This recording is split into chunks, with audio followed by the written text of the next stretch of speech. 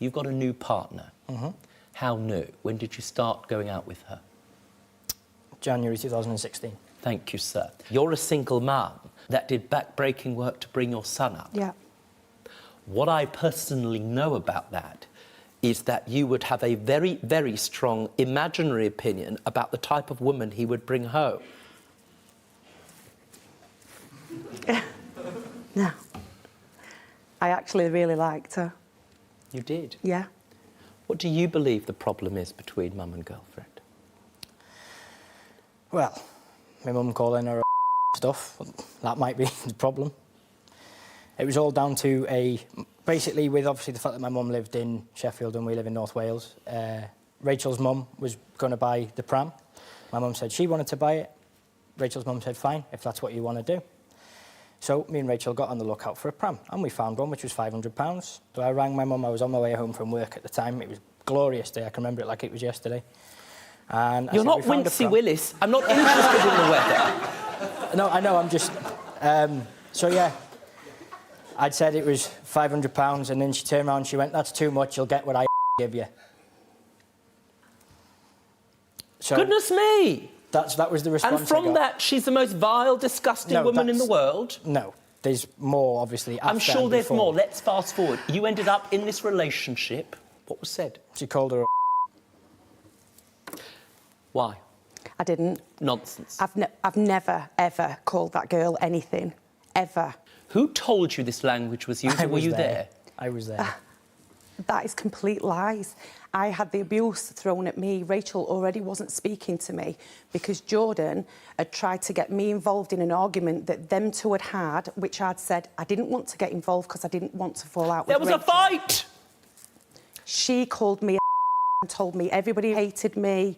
She told me that she couldn't stand me. She never has been able to. And I sat with the phone on speaker like that the whole time. I couldn't get a word in. So eventually, with the screaming and shouting in the background, I just put it down. I don't have to listen to this. It's funny that, because it sounds like that's what happened on our end as well from the other side. Thank you for your help. Just assume, for argument's sake, I didn't need it. It didn't happen. You must have lost your temper a little bit. I didn't say a word. How long's it been since the two of you have spoken since then? A year gone, May. When was the baby born? November 2016. I texted her to let her know he'd been born. What does it do to you not to have seen your grandson? The same as it does that I don't see my son. Let's see what we can do. The case is fairly straightforward, but you need to listen. 2013, you ended up in some considerable debt, correct? Yep. Now, fast forward, you were about 2 years into university then, is that about right? Yeah. You ended up needing £2,900. What was that for? It was for rent arrears. Spending all of your money going to museums and the theatre, I would have thought. Yeah, yeah. What vile, disgusting woman did you phone in order to get you out of that debt? My mother. That vile, disgusting woman. Madam Vile Disgusting. Apparently. Were you prepared to help him with the £2,900? Straight away. What did you do?